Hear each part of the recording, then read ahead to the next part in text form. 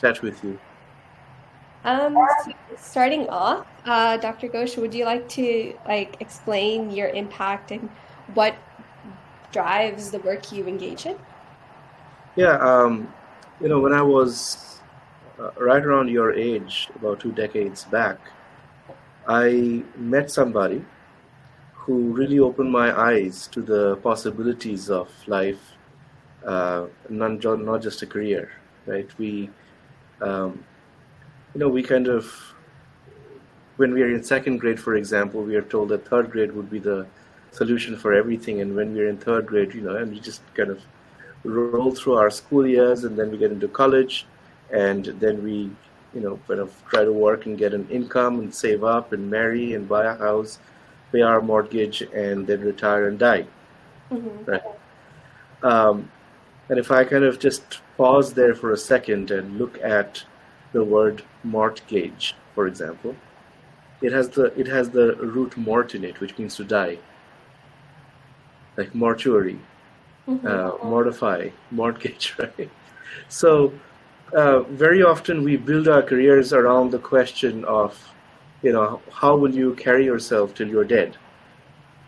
And this gentleman I met, he was a monk and a graduate student at Cambridge doing his PhD in religious studies, kind of, helped me think through what my career choices were. So I grew up in India, a small portion of my life in Bombay, but born and raised primarily in Calcutta, in an upper middle class neighborhood. Went to a Catholic school, and then went to a college under Calcutta University to get my undergrad. And that's when I met him, and he started asking me questions like, what would you do if you had all the money and didn't have to worry about, a career? And I said, well, I would study and experience the world's religions, and I would study poetry and history and meet interesting people. And here we are, we just met and we're on this formal chat podcast, and I'm actually doing that. But back then in India, there wasn't a single department of religious studies. It wasn't a thing, and right now it is, right. It's growing, and I was a part of that story, that transition of opening up of the humanities, and I'm very fortunate to have done that. I was the first Indian citizen to be a part of the Oxford Center for Hindu Studies.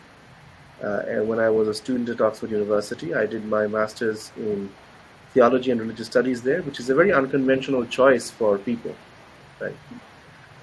And then I did my PhD from the University of Chicago in South Asian languages and civilizations, and my specialty was the history of religions. I trained with some faculty who did that, and then I ended up teaching the world's religions for 6 years at Grand Valley State University, which is a part of Michigan State system. So it was a very unconventional journey, given what most basic kids do. Right?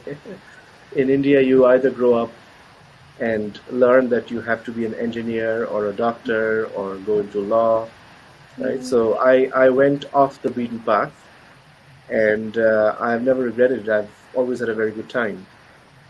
And so my, if I had to go back 20 years and assure my 22-year-old self, that's when I left home, I would say that, whenever you are really the best at something and you've got some basic skills like people skills and financial skills, you're going to succeed no matter what. Even if you play the tabla, if you're really good at playing the tabla, right? You will be known for that. And it is, and I want to invoke a verse from the Bhagavad Gita, which has been my inspiration all my life, where Krishna says, it is better to do one's own dharma imperfectly than to do somebody else's perfectly. Which means, dharma of water is to flow, the dharma of sun is to shine. And behind that shloka is the principle that each one of us has a particular gift that we have come to this earth with. And we must find that purpose and fulfill that purpose and be happy doing that, right? And Mhm. so it is better to pursue one's dharma and kind of grow in it than to pursue something that is not one's dharma and be miserable in one's career, right? So that's my advice to people who are trying to, kind of chalk out their path and see where they fit. Does that make sense? Yeah, definitely. And especially as a young Desi American, yeah, I understand like how, Desi parenting has been like, oh, you have to do this, like, you have this path that you have to get into like an Ivy League college, or you have to like Right. become an engineer and doctor. And it's like, it gets really stressful, and there's a lot of like stigma around mental health, especially for Yeah, like, yeah, which I affects can. the entire community. Yeah, I can imagine. I mean, especially first and second generation immigrants to the country have struggled hard to be here, Hmm. right? And we have become used to a certain standard of living, Yeah. and that takes a certain amount of money. And if you don't pursue a career where you would be in such a pay bracket, um, then it's worrying for those who've seen the world, right? And so I'm not professing naive idealism here, Mhm. but I'm saying that, you know, given all of your circumstances, there is a way to pursue our passions in spite of everything going against it, right? Whether it's in the form of a hobby or a career is a secondary question. Um, and so I understand the fear and the trepidation that parents go through. I mean, for many years, my parents keep asking me, when people ask us what you do, what shall we say? Yeah. Because nobody understands what you do. And I said, well, that makes me feel very safe. But they settle for Indology. It's like I'm not exactly an Indologist. Mhm. Um, and last year, when I spoke at Stanford for a small program, somebody introduced me as the Indiana Jones of Sanskrit mystical literature, right? Because that's what I've done. I've gone around the length and breadth of India, collected rare manuscripts, and the work that I do now at the Institute for Vaishnava Studies uses that kind of ancient stuff to train people to, appreciate the heritage of India's history, and also see how the knowledge of schools like Vedanta and Sankhya actually apply to modern day issues like climate change or equity at the workplace, right? Mhm. So Yeah. I this is again off the beaten path. I mean, how many people get to do this? And I'm very lucky I get to do this. Yeah. Um, and I've been very fortunate. I've kind of found my dharma, so to say. Yeah, I mean, growing up, I've been really interactive and like I guess Desi active, like focused on religion. I've been in HSS and Chinmay Mission, and also I've been raised as a Kathak dancer. So I think like as for like me participating in like, Gita chanting and Vedic chanting, like it's been, I guess, very relaxing for me as for like, I don't know, but there's something that just like the vibrations that come Absolutely. through. Yeah. It's very calming. I don't know. There I'm is not an expert, but Yeah, there is a therapeutic benefit, but what we do at our institute goes beyond that. Um, we study human religiosity as an area of research. Like, for example, when people study economics, Mhm. they are not studying how much money you have in your pocket or I have in mine, or how much the money the government has. What we are looking at is the principle of supply and demand and how humans behave, right, when they have resources. Or when we study history, it's not about your history or my history. We study the broad strokes of what makes history, right? So religious studies is a discipline that looks at human religiosity, the psychology of religion, the sociology of religion, the economics of religion, the politics of religion. And so it is an academic subject, which is very narrow, to be honest with you. It's not taken off as much as it should, but it really looks at the passion or drama of what it means to be human. So it is the ultimate form of cultural studies, if you asked me. And then, as a practitioner, there are all these therapeutic benefits, as you just pointed out, right? At the end of the day, if you look at it, religions around the world have grown through history as avenues of meaning making. Like when you've done your degrees, when you've earned your money, and when you think, okay, why the heck am I here? I didn't choose these set of parents. I'm not going to know when I'm going to die, right? And you sit down and ask these big questions that we usually avoid every day. Mm-hmm. Then you really need meaning and comfort. And throughout history, people have, either through divine inspiration or through just kind of ingenious creativity, come up with these solutions to these big existential problems. And we keep growing. And so, just to kind of circle back, the biggest repositories of this knowledge are the epics of the world, right? I mean, in the Indian tradition, we have many, many epics like the Mahabharata, the Ramayana, Harivamsa, Bhagavad Puran.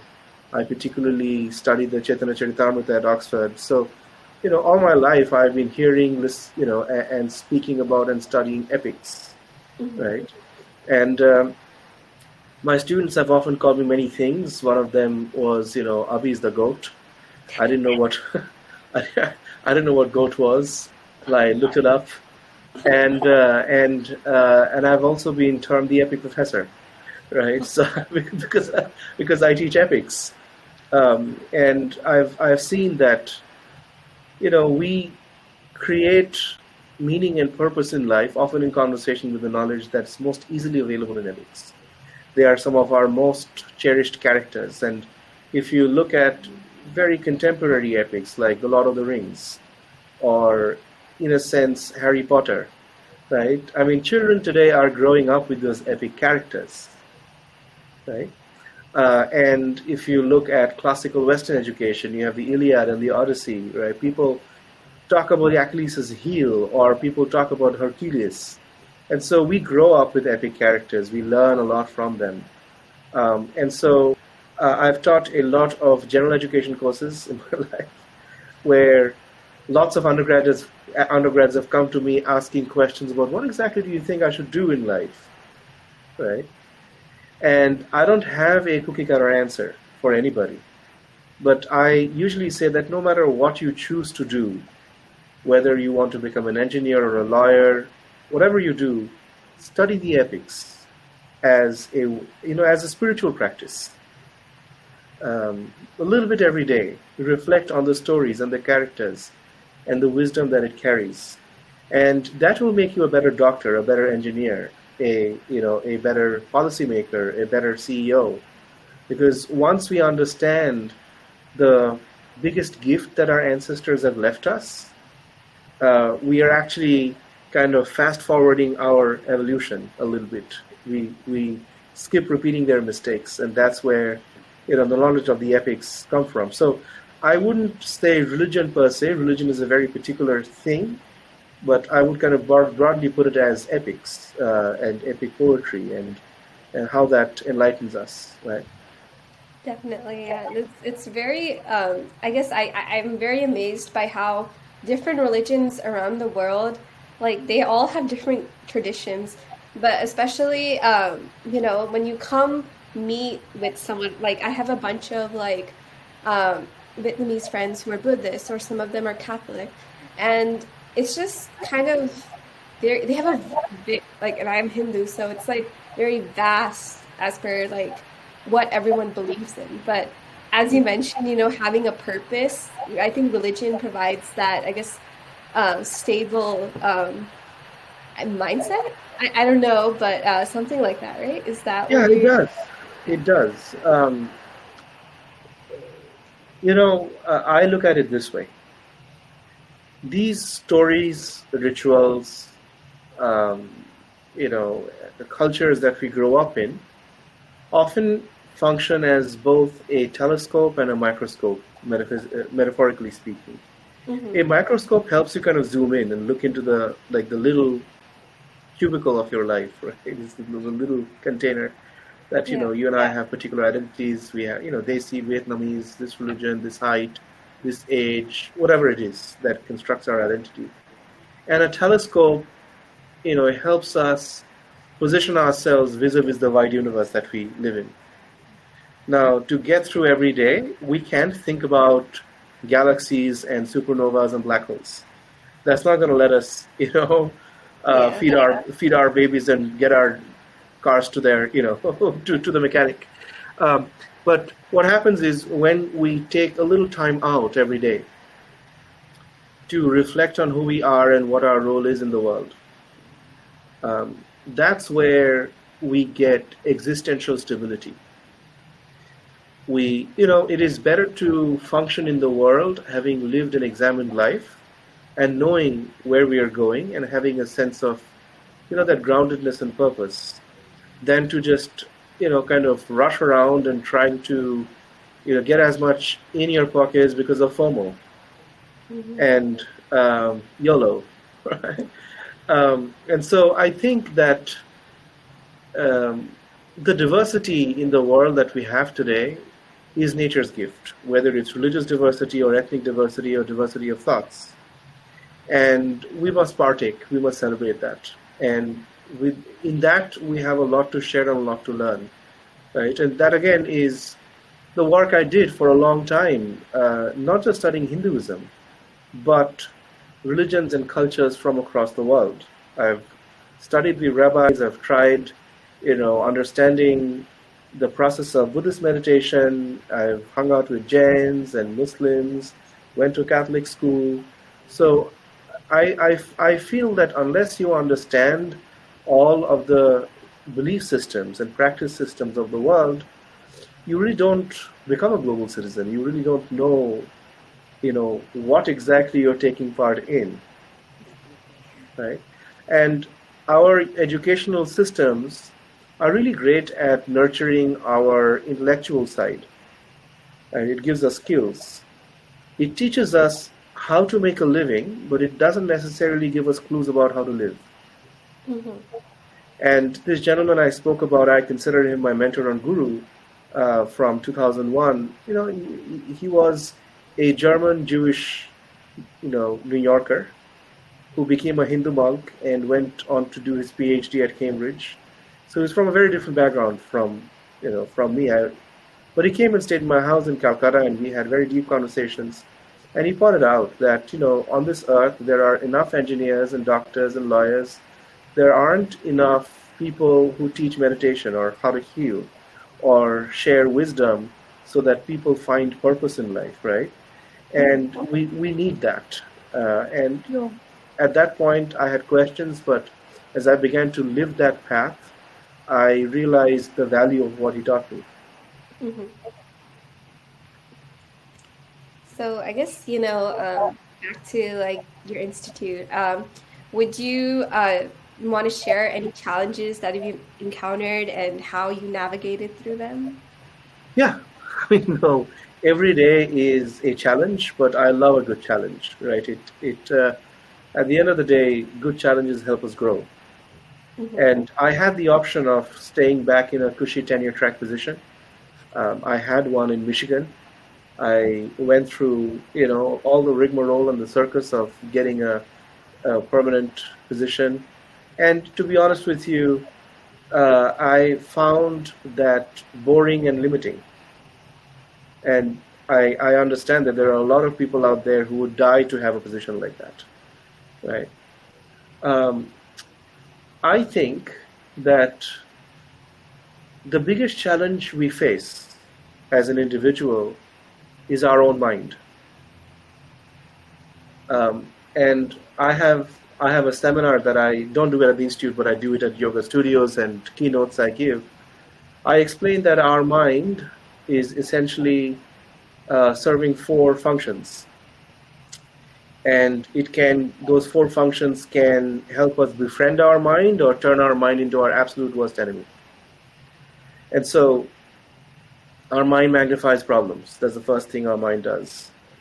And let's think about this as an acronym. M magnifies problems. I imagines pleasures.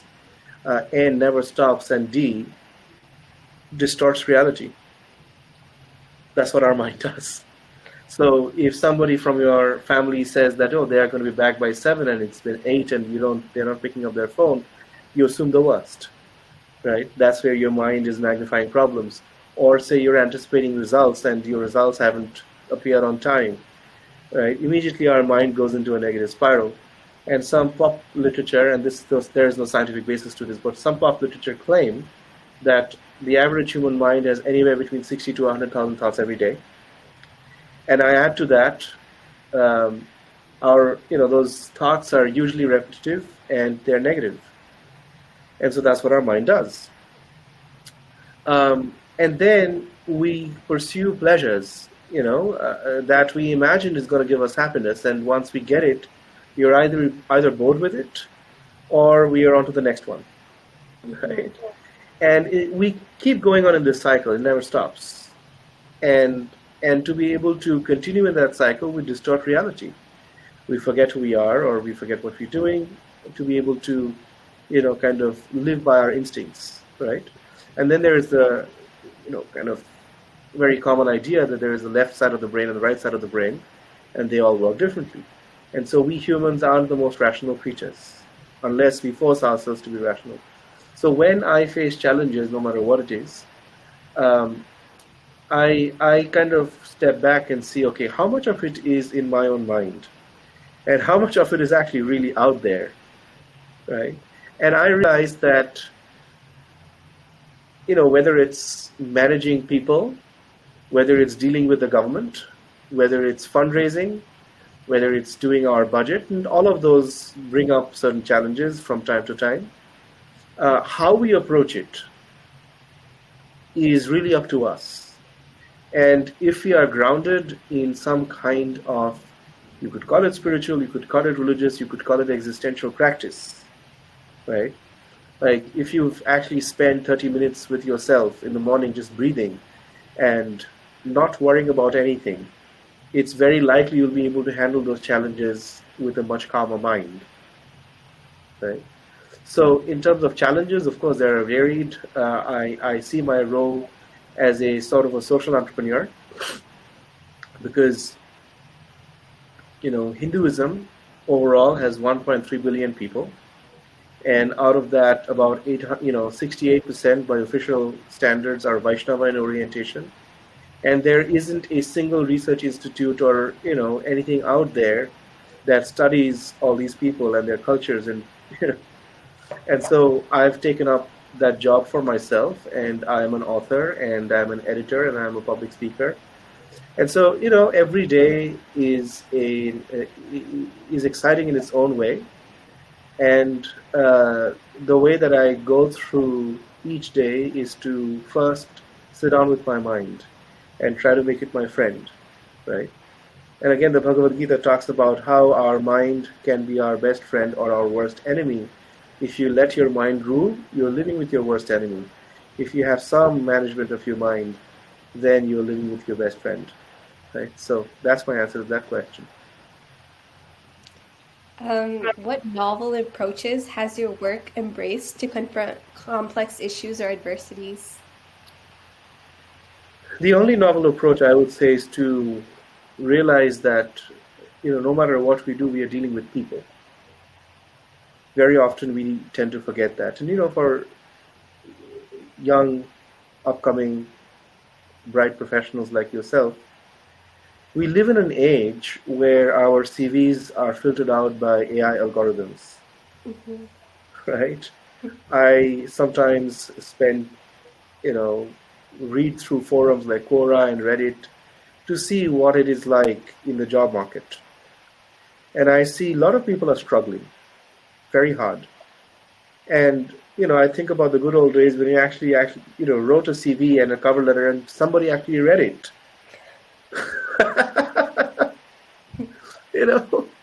So I think the biggest challenge that we have is a philosophical problem called impersonalism.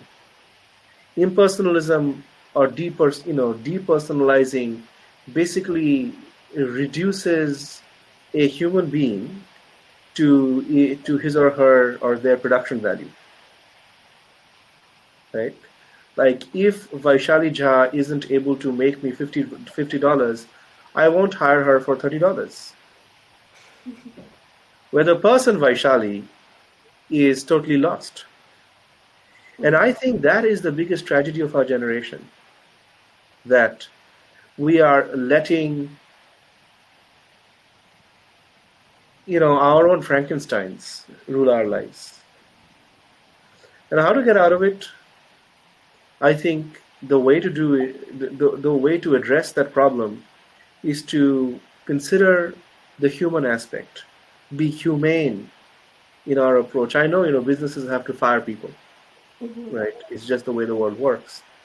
But doing it in a humane way, giving them, some time to figure out their insurance, some leads for next jobs.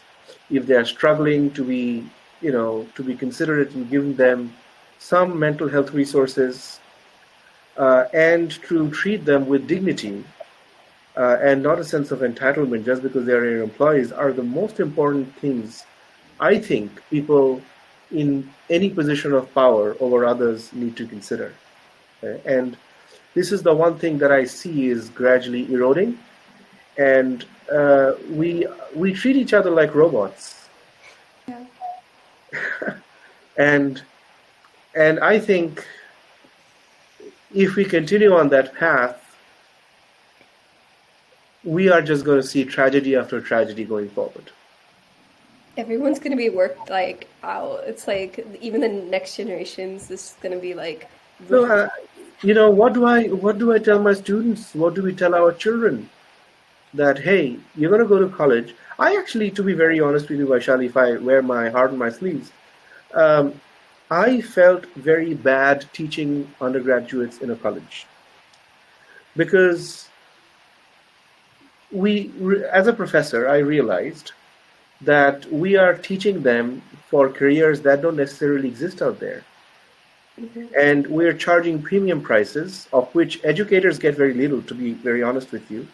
It's mostly the higher ed executives and higher ed administrators who get the bulk of the tuition and the grant shares.